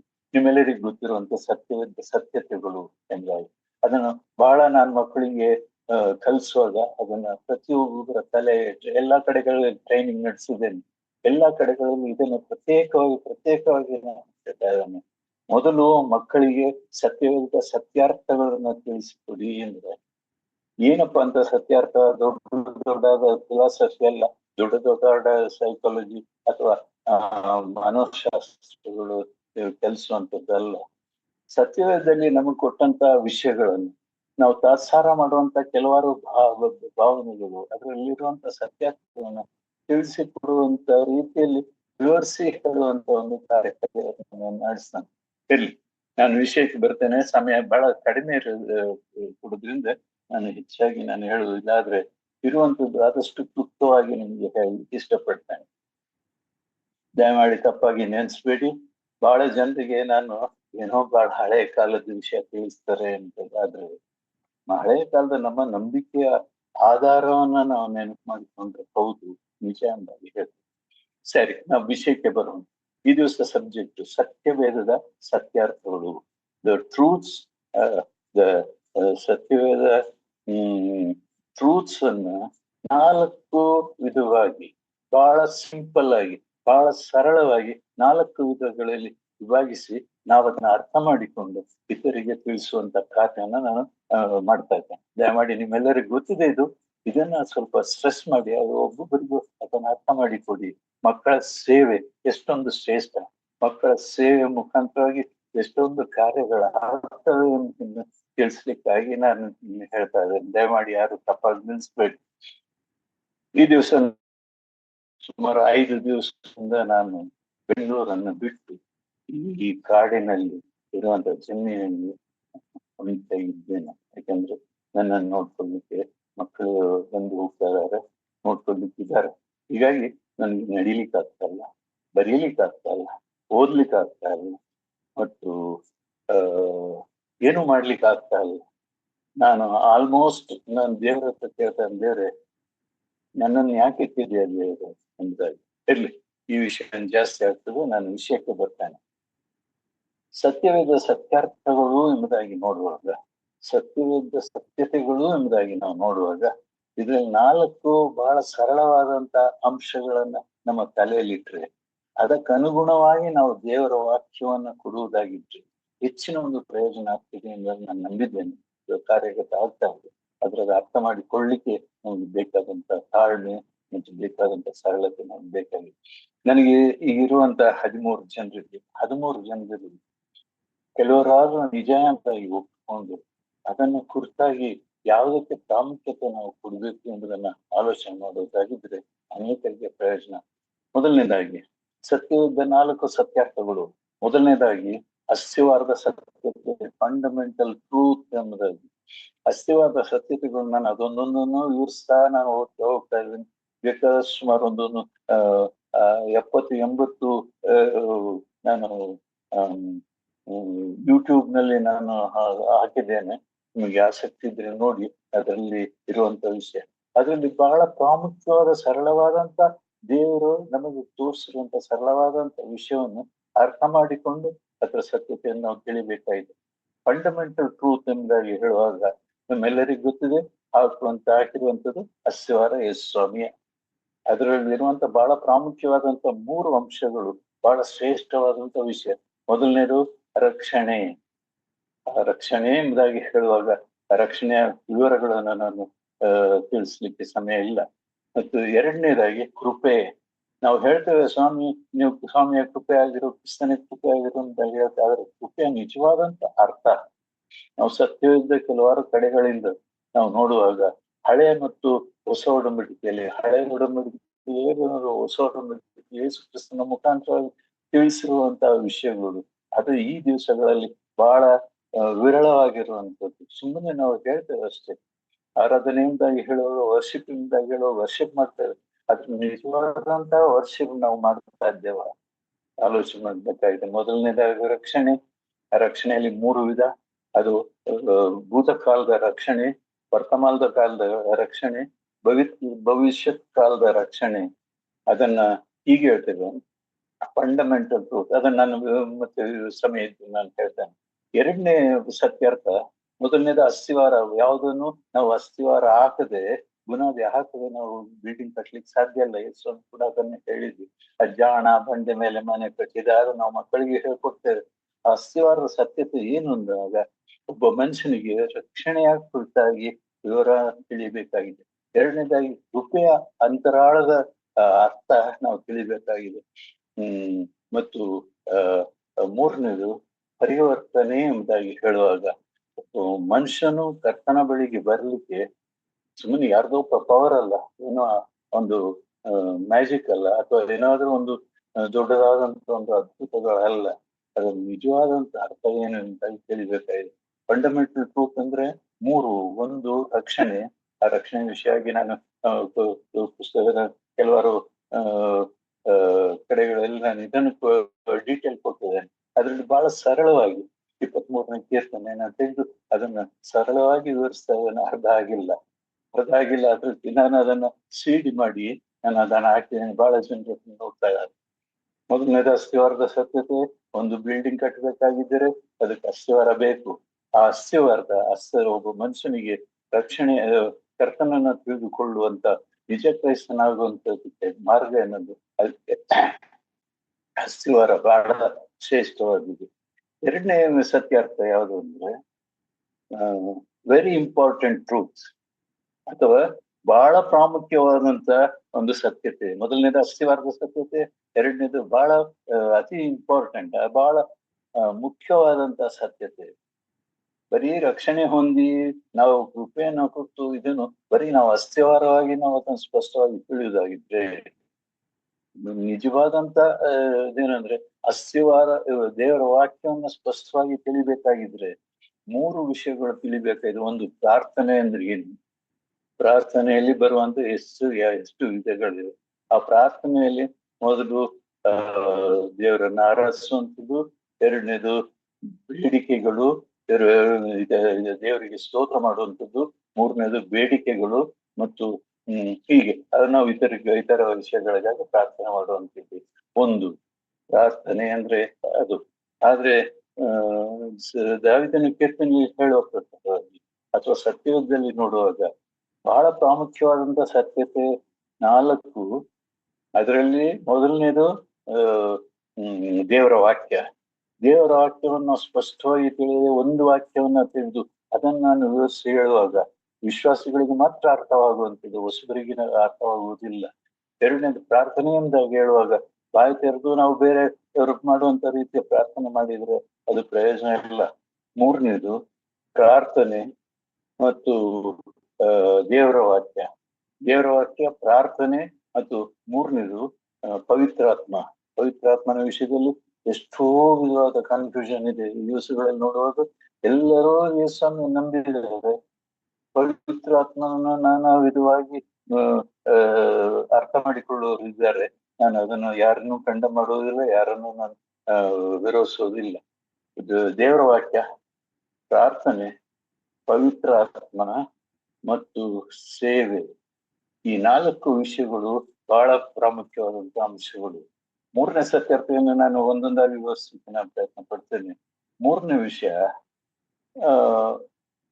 ಮುಖ್ಯವಾದಂತ ಸತ್ಯತೆ. ಮೊದಲನೇದು ಅಸ್ಥಿವಾರದ ಸತ್ಯತೆ, ಎರಡನೇದು ಬಹಳ ಪ್ರಾಮುಖ್ಯವಾದಂತ ಸತ್ಯತೆ, ಮೂರನೇದು ಮುಖ್ಯವಾದ ಸತ್ಯತೆ, ಇಂಪಾರ್ಟೆಂಟ್, ನಾಲ್ಕನೇದು ಅನ್ಇಂಪಾರ್ಟೆಂಟ್.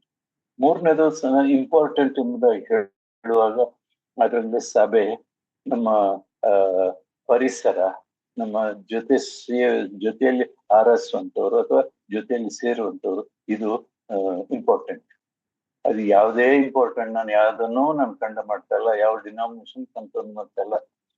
ಯಾವ ವಾಕ್ಯವನ್ನು ನಾವು ಎಷ್ಟೋ ಸಂದರ್ಭಗಳಲ್ಲಿ ನಮ್ಮ ಒಂದು ಹೆಸರುಗಳನ್ನಿಟ್ಟು ನಾವು ಮಾಡ್ತೇವೆ ಹೊರತಾಗಿ ಇರುವ ಪ್ರಪಂಚದಲ್ಲಿ ನೋಡುವುದಾಗಿದ್ರೆ ಅದರ ನಿಜವಾಗಿ ದೇವರ ಒಂದು ವಿಡಂಬನೆ, ಅದರ ವಿಡಂಬನೆ ಮತ್ತು ಇಂಪಾರ್ಟೆಂಟ್. ಅದನ್ನು ಯಾವ ಸಭೆಗೆ ನಾವು ಸೇರ್ತೀವಿ, ಅದರ ಆಚಾರ ಪ್ರಕಾರಗಳು ಮತ್ತು ಇನ್ನಿತರ ವಿಷಯಗಳು, ಅದರ ಅಡ್ಮಿನಿಸ್ಟ್ರೇಷನ್ ಅಥವಾ ಅದರ ಆಡಳಿತ ಕ್ರಮ, ಮತ್ತು ಇದನ್ನ ಇಂಪಾರ್ಟೆಂಟ್, ಅದೇ ವೆರಿ ಇಂಪಾರ್ಟೆಂಟ್, ಬೇಸಿಕ್ ಅಲ್ಲ ಅಥವಾ ಅಸ್ಥಿವಾರದ ಸತ್ಯತೆ ಅಲ್ಲ. ಎರಡನೇದು ವೆರಿ ಇಂಪಾರ್ಟೆಂಟ್ ಅಲ್ಲ, ಬಹಳ ಪ್ರಾಮುಖ್ಯವಾದಂತ ಸತ್ಯತೆ ಅಲ್ಲ. ಮೂರನೇದು ಸಭೆ ಮತ್ತು ಆಡಳಿತ, ಸಭೆಯ ವ್ಯವಸ್ಥೆ, ಸಭೆಯ ಪರಿಸ್ಥಿತಿಗಳನ್ನು ಅರ್ಥ ಮಾಡಿಕೊಳ್ಳುವುದು, ಇದು ಇಂಪಾರ್ಟೆಂಟ್. ಅಲ್ಲಿ 3 ಆಯ್ತು. 4 ಅನ್ಇಂಪಾರ್ಟೆಂಟ್ ಅನ್ನುವಾಗ ಕೆಲವು ವೇಳೆ ಹೆಸರುಗಳು, ತಾರೀಖುಗಳು ಮತ್ತು ಹೆಸರು, ತಾರೀಖು ಮತ್ತು ಹಿಸ್ಟರಿ, ಅದರ ಹಿನ್ನೆಲೆಗಳನ್ನ ತಿಳಿಸುವಂಥದ್ದು. ಸತ್ಯದಲ್ಲಿ ಬರುವಂತ ಎಷ್ಟೋ ಹೆಸರುಗಳಿದೆ. ಒಂದು ಬಿಲೀವರ್ಸ್ ಅಥವಾ ವಿಶ್ವಾಸಿಗಳು ಹೇಳ್ತಾ ಇದ್ರು, ನೋಡ್ರಿ ನಾವು ಇಡ್ತಾ ಇದ್ದೇವೆ, ಅದರಲ್ಲಿ ಸತ್ಯದಲ್ಲಿ ಮೊದಲನೇ ಆದಿಕಾಂಡದಿಂದ 26 ಅಧ್ಯಾಯಗಳಲ್ಲಿ ಬರುವಂತ ಹೆಸರುಗಳನ್ನ ತಿಳಿಸ್ತೀವಿ. ಹೆಸರುಗಳು ತಿಳಿಸ್ಬೋದು, ಆದ್ರೆ ಅದರ ಹಿನ್ನೆಲೆಗಳು, ಅದರ ಉದ್ದೇಶಗಳನ್ನ ಅರ್ಥ ಮಾಡಿಕೊಂಡ್ರೆ ಮಾತ್ರ ಆ ಹೆಸರುಗಳು ಅನ್ಇಂಪಾರ್ಟೆಂಟ್. ಬರೀ ಆ ಹೆಸರುಗಳನ್ನು ನೆನ್ಪಿಟ್ಟುಕೊಂಡ್ರೆ ನಾವು ದೇವರ ಮಕ್ಕಳಾಗ್ಲಿಕ್ಕೆ ಸಾಧ್ಯ ಇಲ್ಲ. ಮತ್ತು ಇದನ್ನ ನೋಡುವಾಗ ಹೆಸರು, ತಾರೀಖು ಮತ್ತು ವರ್ಷಗಳು ಮತ್ತು ಹಿನ್ನೆಲೆಗಳು ಇದನ್ನ ಬರೀ ನೋಡುವಂಥದ್ದಲ್ಲ, ಇಟ್ ಇಸ್ ಅನ್ಇಂಪಾರ್ಟೆಂಟ್ ಹೆಸರು. ಹೀಗೆ 4 ಸತ್ಯಾರ್ಥಗಳನ್ನು ನಾವು ಬೇರೆ ಬೇರೆಯಾಗಿ ನಾವು ಧ್ಯಾನ ಮಾಡೋದಾಗಿ ಎಷ್ಟೋ ಪ್ರಯೋಜನ. ಮೊದಲನೇದಾಗಿ ಈಗ 9:21 ಆಯ್ತು, 4 ನಿಮಿಷದಲ್ಲಿ ಮೊದಲನೇ ಅಸ್ಥಿವಾರದ ಸತ್ಯತೆಗಳ ವಿಷಯ ತಿಳಿಸ್ತೇನೆ. ಮೊದಲನೇದು ರಕ್ಷಣೆ ಎಂಬುದಾಗಿ ಹೇಳುವಾಗ 3 ವಿಧವಾದಂತಹ ರಕ್ಷಣೆ. ಯೇಸು ಸ್ವಾಮಿಯನ್ನ ತಿಳಿಲಿಕ್ಕೆಂದ ಮೊದಲು ನಾವು ತಪ್ಪಿಯೋಳ ಕುರಿಗಳಂತೆ ದಾರಿ ತಪ್ಪಿ ಅಲಿತಾ ಇದ್ವು. ಆದ್ರೆ 22ನೇ ಕೀರ್ತನೆಯಲ್ಲಿರುವಂತ ಯೇಸು ಕ್ರಿಸ್ತನು ಆ ಒಂದು ತಪ್ಪಿ ಹೋದವರನ್ನ ರಕ್ಷಿಸ್ಲಿಕ್ಕಾಗಿ ಬಂದು ಆ ಪಾಪವನ್ನೆಲ್ಲ ತಾನು ಹೊತ್ತುಕೊಂಡು ತನ್ನ ಕುರಿಯನ್ನಾಗಿ ಮಾಡಿ, ದೇವರ ಕುರಿಯನ್ನಾಗಿ ಮಾಡಿ, ನಾನು ಈ ದಿವಸ ನನ್ನ ದೇವರ ಕುರಿ ಎಂಬುದಾಗಿ ಹೇಳಿಕೊಳ್ಳುವಂತ ಅನುಭವ. ಎರಡನೇದಾಗಿ ಕೃಪೆ ಎಂಬುದಾಗಿ ಹೇಳುವಾಗ, ಕೃಪೆಯ ಶಬ್ದ ನಾವು ಆದಿಯಿಂದ ನೋಡ್ತೇವೆ. ಆದಿಯಿಂದ ನೋಡುವಾಗ, ಆದಿಯಿಂದ ನೋಡುವಾಗ ಅಲ್ಲಿಂದ ನೋಡ್ತೇವೆ ಏದೇನ್ ತೋಟವನ್ನು ದೇವರು ಸೃಷ್ಟಿ ಮಾಡ್ತಾರೆ. ಆಗ ನಮಗ್ ಬರುವಂತ ಡೌಟ್ ಏನು, ದೇವರು ಏದೇನ್ ತೋಟವನ್ನು ಪ್ರಪಂಚದಲ್ಲಿ ಸುಮಾರು 7,000ಕ್ಕಿಂತ 7,000 ಮಿಲಿಯನ್ಗಿಂತ 7,000 ಮಿಲಿಯನ್ಗಿಂತ ಹೆಚ್ಚಿನ ರೀತಿಯ ದ್ರವಗಳಿದೆ ಎಂಬುದಾಗಿ. ಆದ್ರೆ ಅದ್ರಲ್ಲಿ ಸೂರ್ಯ ಎಲ್ಲಿ ಬಂತು, ಚಂದ್ರ ಎಲ್ಲಿ ಬಂತು ಎಂಬುದಾಗಿ ನೋಡುವಾಗ ದೇವರು ಯಾಕೆ ಇಷ್ಟಂತ ಪ್ರಬಲನಾದಂತ ದೇವರು ಯಾಕೆ ಏದೇನ್ ತೋಟಕ್ಕೆ ಬಂದ್ರು, ಒಂದು ಮನುಷ್ಯನ ಎಲ್ಲಿರಂತ ಯಾಕೆ ಕೇಳಿದ್ರು? ದೇವ್ರ ವಾಕಿಂಗ್ ಬಂದ್ರ ಅಲ್ಲಿಗೆ ಅಲ್ಲ. ದೇವರ ಉದ್ದೇಶ ಏನಂದ್ರೆ ಪರಲೋಕದಲ್ಲಿದ್ದಂತ ದೇವರ ದೇವ್ರ ದೂತರ ಒಂದು ಒಂದು ಸ್ಥಿತಿಯನ್ನ ಮತ್ತೆ ಮಧ್ಯದಲ್ಲಿ ನಾವು 31ನೇ ಅಧ್ಯಾಯದಲ್ಲಿ ಓದೋ ಪ್ರಕಾರವಾಗಿ ಮನುಷ್ಯನು ತಾನು ದೇವರಿಗಿಂತ ದೊಡ್ಡವನು ಎಂಬುದಾಗಿ ನೆನಪು ಮಾಡಿ ದೇವರನ್ನು ತಾತ್ಸಾರ ಮಾಡುವಂತ ದೇವರು ಎಲ್ಲರನ್ನ ತಳ್ಳಿಬಿಟ್ಟು, ಅವರನ್ನು ತಳ್ಳಿಬಿಟ್ಟು ದೇವರ ಮತ್ತೆ ಹೊಸದಾದಂತ ರೀತಿಯಲ್ಲಿ ದೇವರ ಮಕ್ಕಳಾಗಲಿಕ್ಕಾಗುವಂತೆ ದೇವರಲ್ಲಿ ಮನುಷ್ಯನನ್ನ ತನ್ನ ಹೋಲಿಕೆಗೆ ಸರಿಯಾಗಿ ಮಾಡುತ್ತೆ. ತಂದೆ ಮಗ ಪರಿಶುದ್ಧಾತ್ಮ ಇದ್ದಂತ ರೀತಿಯಲ್ಲಿ ಮನುಷ್ಯನಿಗೆ 3 ಆತ್ಮ ಪ್ರಾಣ ಶರೀರಗಳನ್ನು ಉಂಟು ಮಾಡಿ ದೇವರು ಅಲ್ಲಿಂದ ಶುರು ಮಾಡಿ ದೇವರು ಏನೇನು ಮಾಡಿದ್ದು 6 ದಿವಸ ಎಂಬುದಾಗಿ ನಾವು ನೋಡ್ತೇವೆ. ಆದ್ರೆ ಸರಿಯಾದಂತ ರೀತಿಯಲ್ಲಿ ನೋಡುವಾಗ ದೇವರ ದೃಷ್ಟಿಯಲ್ಲಿ 1 ವರ್ಷ ಅಂದಾಗ ಸುಮಾರು 1000 ವರ್ಷಗಳು, ಅಥವಾ 1 ದಿನ ಎಂಬುದಾಗಿ ಹೇಳುವಾಗ 1 ವರ್ಷ, ಅಥವಾ ಮೊದಲನೇ ವರ್ಷ ಆಯ್ತು, 2ನೇ ವರ್ಷ ಆಯ್ತು, 3ನೇ ವರ್ಷ ಆಯ್ತು, 4ನೇ ವರ್ಷ ಆಯ್ತು, 5 ಆಯ್ತು, 6 ಆಯ್ತು. ಹೀಗೆ ಅಂತ ನೋಡುವಾಗ 1,1000 ವರ್ಷಗಳಲ್ಲಿ ಏದೇನ್ ತೋಟವನ್ನು, ಅದು ಇಲ್ಲಿ ಈ ದಿವಸದಲ್ಲಿ ನಾವು ಇರಾಕ್ ಎಂಬಂತ ಸ್ಥಳದಲ್ಲಿ ಆ ಏದೇನ್ ತೋಟವನ್ನು ಕಟ್ಟಿದ್ರು ಎಂಬುದಾಗಿ ಹೇಳ್ತೀವಿ. ಆ ಇರಾಕ್ ಎಂಬಂತ ಸ್ಥಳದನ್ನ ಸರಿಯಾಗಿ ನೋಡುವುದಾಗಿದ್ರೆ ನಮ್ಮ ಭೂಲೋಕದಲ್ಲಿ ಸೆಂಟ್ರ್ ಪ್ಲೇಸ್ ಅಥವಾ 0 ಏನು ಲ್ಯಾಂಗಿಟ್ಯೂಡ್ ಲ್ಯಾಟಿಟ್ಯೂಡ್ ನನ್ಗೆ ಕನ್ನಡದಲ್ಲಿ ಸ್ಪಷ್ಟವಾಗಿ ಹೇಳಲಿಕ್ಕೆ ಗೊತ್ತಿಲ್ಲ. ಆದ್ರೆ 0 ಭೂಲೋಕದ ಮಧ್ಯದಲ್ಲಿ ಅದನ್ನ ಉಂಟು ಮಾಡಿ ಮನುಷ್ಯನನ್ನ ಅಲ್ಲಿ ಉಂಟು ಮಾಡಿದ್ರು. ಅಲ್ಲೇ ಪವಿತ್ರಾತ್ಮನು ಆದಿಕಾಂಡದಲ್ಲಿ ಹಾದಿಯಲ್ಲಿ ದೇವರು ಆಕಾಶವನ್ನು ಭೂಮಿಯನ್ನು ಉಂಟು ಮಾಡಿದನು ಅಂತ ಹೇಳಿದ್ರು. ಆಕಾಶ ಅಂದಾಗ ನಾವು ತಲೆ ಎತ್ತಿ ನೋಡುವಾಗ ಆಕಾಶ ಅಲ್ಲ, ಆತನ ಸರ್ವವನ್ನ ಸೃಷ್ಟಿ ಮಾಡಿದ. ಅದರಲ್ಲಿ ಪವಿತ್ರಾತ್ಮನನ್ನು ನೋಡ್ತೇವೆ ಅಲ್ಲಿ. ಮತ್ತೆ ಅದೇ ಸಮಯದಲ್ಲಿ ಒಂದು ನದಿ ಹುಟ್ಟಿ ಅವನವನ್ನ ತೋರಿಸ್ತಾ ಇತ್ತು ಅಂತ ನಾವು ಆದಿಕಾಂಡದಲ್ಲಿ ನೋಡ್ತೇವೆ. ಅಂದ್ರೆ ಆ ನದಿ ಪವಿತ್ರಾತ್ಮನ ದೇವರ ಕೃಪೆಯನ್ನ ತೋರಿಸ್ತದೆ. ಎಲ್ಲಿ ತೋರಿಸ್ತದೆ ಅಂದ್ರೆ ಆ ನದಿ ಏದೇನ್ ತೋಟದಿಂದ ದೇವರನ್ನ ಹೊರಗಡೆ ತೆಗೆದಿದಾಗ 4 ಶಾಖೆಗಳಾಗಿ ಉಳಿಯುವುದಾಗಿ ಅಲ್ಲೇ ಯೇಸು ಕ್ರಿಸ್ತನ ಶಿಲುಬೆ ಕಾರ್ಯವನ್ನು ನೋಡ್ತೇವೆ. ಮೊದಲನೇ ನದಿ ಹೆಸರು ವಿಶ್ವನೆಂಬುದ ಅರ್ಥ ಅಲ್ಲಿ ಕೃಪೆ ಎಂಬುದಾಗಿ. ಅದನ್ನ ವಿವರವಾಗಿ ಹೇಳುವಾಗ ಅದನ್ನೇ ಸುಮಾರು 2-3 ದಿವಸಗಳು ನಾವು ಅದನ್ನ ವಿವರಿಸ್ಲಿಕ್ಕೆ ಅಥವಾ ಬರೀ ಪಾಯಿಂಟ್ಸ್ ಕೊಡ್ಲಿಕ್ಕೆ ಆಗ್ತದೆ. ಇದು ದೇವರು ಆರಂಭದ ರಕ್ಷಣೆ ಕುರಿತಾಗಿ, ರಕ್ಷಣೆ ಒಬ್ಬ ಮನುಷ್ಯನು ಪಾಪಿಯಾದಂತ ನರಕ ಪಾತ್ರನಾದ ಆತನು ಯೇಸು ಸ್ವಾಮಿಯನ್ನ ನಂಬಲಿಕ್ಕೆ ಮುಂಚಿತವಾಗಿ ನರಕಕ್ಕೆ ಹೋಗ್ಬೇಕಾಗಿದ್ದಂತವನು ಆತನು ಯೇಸು ಸ್ವಾಮಿಯನ್ನ ನಂಬಿ ದೇವರ ಮಗು ಮೊದಲನೇ ಒಂದು ರಕ್ಷಣೆ. ಯೇಸು ಸ್ವಾಮಿಯನ್ನ ಅಂಗೀಕರಿಸಿದ್ದೇನೆ, ಹೌದು ರಕ್ಷಣೆ. ಅದಾದ ನಂತರ ರಕ್ಷಣೆಯಲ್ಲಿ ನಾವು ನೋಡುವಾಗ 23ನೇ ಕೀರ್ತನೆಯಲ್ಲಿ ಹಸಿರುಗಾವಲುಗಳಲ್ಲಿ ತಂಗುವಾಗ ಅದು ದೇವರ ವಾಕ್ಯವೇ ಆಗಿದೆ. ಹಸಿರಾದಂತಹ ಹುಲ್ಲುಗಾವಲು ಬೆಟ್ಟ ಗುಡ್ಡಗಳಲ್ಲಿಲ್ಲ, ಆತನ ಆ ಹುಲ್ಲುಗಾವಲನ್ನು ಹುಟ್ಟಿಯಲ್ಲಿ ತಂಗಿಸ್ತಾನೆ.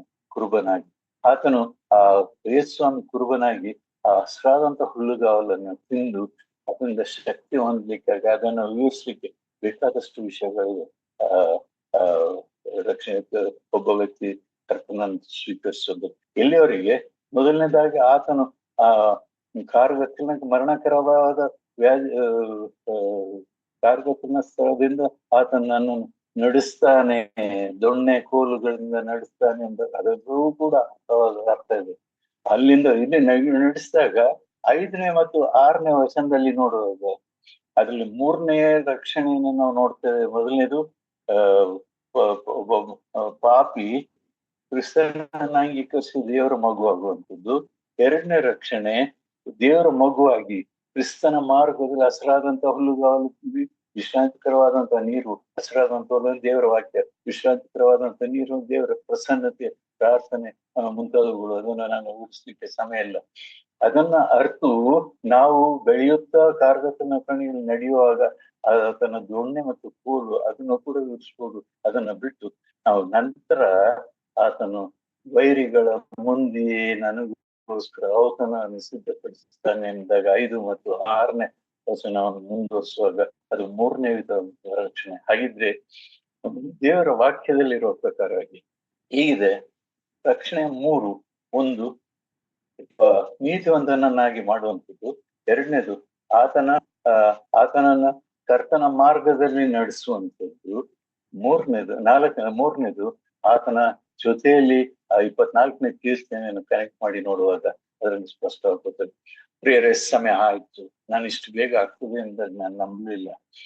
ಹಾಗಿದ್ರೆ ಈ ರಕ್ಷಣೆಯ ಕುರಿತಾಗಿ ನಾವು ಕಲೀಲಿಕ್ಕೆ ಬೇಕಾದಷ್ಟಿದೆ, ಆದ್ರೆ ಇದರ ವಿಷಯದಲ್ಲಿ ನಾವು ತಿಳಿಸುವುದೇ ಇಲ್ಲ. ನಾವು ಬರೀ ರಕ್ಷಣೆ ಸ್ವಾಮಿನ ಅಂಗೀಕರಿಸಿದ್ರೆ ನಿಮ್ ದೇವರ ಮಗು ಆಗ್ತದೆ ಅಷ್ಟೇ ಸಾಕ.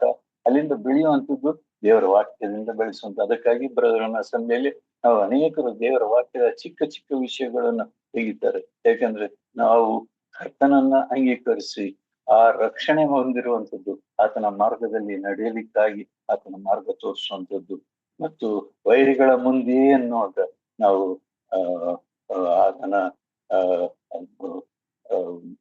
ಮೇಜಿನಲ್ಲಿ ಕುಳಿತಾಗ ಅಲ್ಲಿ ಕುಳಿತಾಗ ಆ ಪ್ರಾರ್ಥನೆಯಲ್ಲಿ ಆರಾಧನೆ ಮತ್ತು ಕನ್ಫೆಷನ್ ಅಂದ್ರೆ ಆರಾಧನೆ, ಅಡೋರೇಷನ್ ಎಂಬುದಾಗಿ ಹೇಳ್ತಾರೆ. ಅಡೋರೇಷನ್ ನಲ್ಲಿ ಬಹಳ ಶ್ರೇಷ್ಠವಾದಂತ ಅರ್ಥ ಇದೆ. ನಾವು ಧರ್ಮೋಪದೇಶ ಕಾಂಡದಲ್ಲಿ ನೋಡುವಾಗ ಅದರಲ್ಲಿ ನಾನೇ ಯೆಹೋವನು, ಆತನು ಎಷ್ಟೊಂದು ಪವಿತ್ರನು, ಎಷ್ಟೊಂದು ದುಡ್ಡನ್ನು ಎಂಬುದಾಗಿ ಓದಿರ್ತದೆ, ಅರ್ಥ ಆಗ್ತದೆ. ಅದಾದ ನಂತರ ಆತನ ಜೊತೆಯಲ್ಲಿ ನಡೆಯುವಾಗ ಆತನ ಕೋಲು ಮತ್ತು ದೊಣ್ಣೆ ನಮ್ಮನ್ನ ಹಾಗೆ ನಡೆಸಿ ವೈರಿಗಳ ಮುಂದೆ ಬರುವಾಗ ನಾವು ಇದನ್ನ ನೆನಪು ಮಾಡ್ತೇವೆ.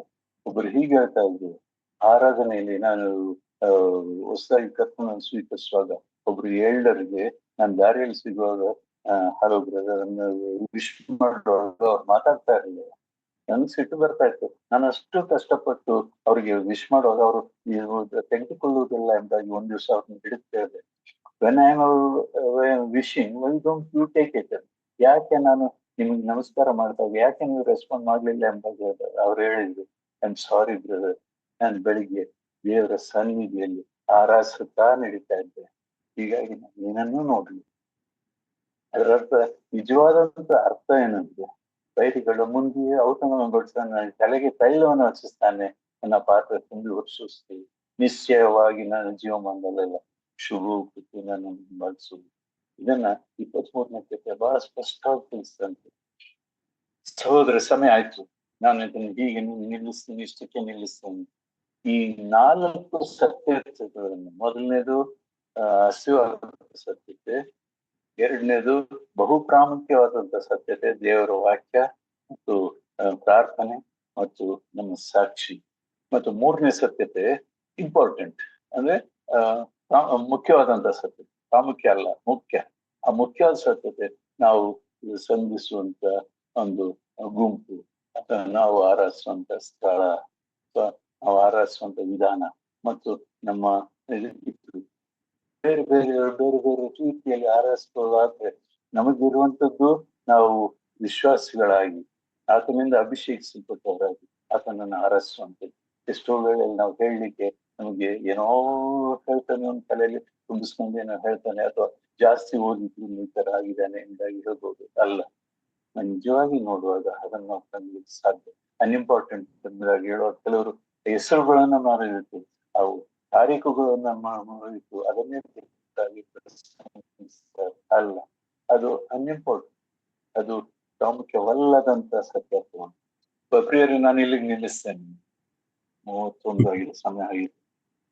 ಆದ್ರೆ ಈ 4 ವಿಧವಾದ ಸತ್ಯತೆಗಳನ್ನ ನಾವು ಅರ್ಥ ಮಾಡಿಕೊಳ್ಳಬೇಕಾಗಿದೆ. ಅದನ್ನು ವಿವರವಾಗಿ ಹೇಳುವಾಗ ನಾವು ಹೇಗೆ ಆರಿಸ್ಬೇಕು, ಹೇಗೆ ಆತನನ್ನು ಅಂಗೀಕರಿಸುವಾಗ ನಮ್ಗಾಗುವಂತ, ನಾವು ಆತನ ಮಕ್ಕಳಾಗಿ ಕೂಡ ಹಿಂದೆ ಮುಂದೆ ಅಥವಾ ನಾವು ಬೀಳುವಂತ ಸಂದರ್ಭದಲ್ಲಿ ಹೇಗೆ ದೇವರ ವಾಕ್ಯ ನಮ್ಮನ್ನು ಚೈತನ್ಯಗೊಳಿಸ್ತದೆ, ಹೇಗೆ ನಮ್ಮನ್ನ ದೇವರ ವಾಕ್ಯ ತಿಳಿಸುವಂಥದ್ದು ನೀವು ವಿವರವಾಗಿ ನಾನು ಹೇಳುವುದಾಗಿದ್ದು ಅದು ಬಹಳ ಆಗ್ತದೆ. ನಾನು ನಿಲ್ಲಿಸ್ತೇನೆ. ದಯಮಾಡಿ ಎಲ್ಡರ್ಸ್, ನೀವು ಇಲ್ಲಿರುವಂತ ವಿಶ್ವಾಸಿಗಳು ಅಥವಾ ಹಿರಿಯರು ಇದನ್ನ ಕುರಿತಾಗಿ ನೀವು ನೋಡುವುದಾಗಿ, ಒಂದು ವೇಳೆ ನಿಮ್ಗೆ ಯಾರಿಗಾದ್ರೂ ನನ್ನ ಒಂದು ಅರ್ಥ, ನಾನು ಮಾಡಿಕೊಂಡಿರುವ ಒಂದು ಅರ್ಥವನ್ನು ನಾನು ಯೂಟ್ಯೂಬ್ ನಲ್ಲಿ ನಾನು ಹಾಕಿದ್ದೇನೆ, ನೀವು ತಿಳಿಸಿದಾಗಿದ್ರೆ ನಾನು ತಿಳಿಸಿದ್ರೆ ನೀವು ಅದರಲ್ಲಿ ವಿವರವಾಗಿ ಒಂದೊಂದು ವಿಷಯಗಳನ್ನು ನಿಮಗೆ ಅರ್ಥವಾಗುವಂತ ಅಥವಾ ನೀವು ಸರಿನೋ ತಪ್ಪು ಎಂದಾಗಿ ನೋಡುವಂತ ವಿಧಾನ ಮಾಡ್ಬೋದಾಗಿತ್ತು. ದೇವರ ವಾಕ್ಯವನ್ನು ಆಶ್ರಯಿಸಿ. ನಾನು ಸಮಯ ಆಯ್ತು, ನನ್ನ ಕೈ ಕಾಲೆಲ್ಲ ಮುತ್ತೋಗಿದೆ ಮತ್ತು ನನಗೆ ಹೆಚ್ಚಿನ ಕೂತ್ಕೊಳ್ಳಿಕ್ಕೆ ಸಾಧ್ಯವಿಲ್ಲದಂತ ಒಂದು ಪರಿಸ್ಥಿತಿ, ಮತ್ತು ಈಗ ನಾನು ಕಡೇ ದಿವಸಗಳಲ್ಲಿದ್ದೇನೆ. ದಯಮಾಡಿ ಪ್ರಾರ್ಥನೆ ಮಾಡಿ. ಆದ್ರೂ ನಾನು ಬಹಳ ಆಸೆ ಪಟ್ಟು 2 ಮಾತ್ರ ವಿಷಯ. ಒಂದು, ಈ ಪ್ರಪಂಚಕ್ಕೆ ಹೋಗುವಂತ ಗಾಡ್ ಚಾನೆಲ್ ಎಂದಾಗಿ ಒಂದು, ಅದಕ್ಕಿಂತ ಹೆಚ್ಚಿನದಾಗಿ ಈ ಒಂದು 10-12 ದಿನದಿಂದ ಸೇರಿ ನಾವು ದೇವರ ವಾಕ್ಯವನ್ನು ಧ್ಯಾನ ಮಾಡಲಿಕ್ಕೆ ಹೋಗುವಂತ ವಿಶ್ವಾಸಗಳು ಅಥವಾ ಎಲ್ಡರ್ಸ್ ಅಥವಾ ಹಿರಿಯರ ಮಧ್ಯದಲ್ಲಿ ನಾನು ಖಂಡಿತ ಪ್ರತಿ ದಿವಸ ನಾನು ಕೇಳ್ತೇನೆ. ಅಷ್ಟೇ ಕಷ್ಟ ಆಗ್ತದೆ. ಅಥವಾ ನಿಜವಾದಂತ ಒಂದೊಂದು ಚಿಕ್ಕ ಅಂಶವನ್ನು ನಾವು ತೆಗೆದಕ್ಕೆ ಸಾಧ್ಯ. ದೇವರಿಗೆ ಆಶ್ರಯಿಸಿಕೊಡ್ಲಿ. ದಯಮಾಡಿ ಇದರಲ್ಲಿ ಯಾರಿಗಾದ್ರೂ ಒಂದು ಕಾಂಟ್ಯಾಕ್ಟ್ ಮಾಡ್ಬೋದು ಅಥವಾ ಫೋನ್ ಮಾಡೋದಾಗಿದ್ರೆ CD ಗಳನ್ನ ಕಳಿಸ್ಕೊಡ್ಲಿಕ್ಕೆ ಪ್ರಯತ್ನ ಮಾಡಿ. ದೇವರನ್ನ ಆಶ್ರಯಿಸಿ.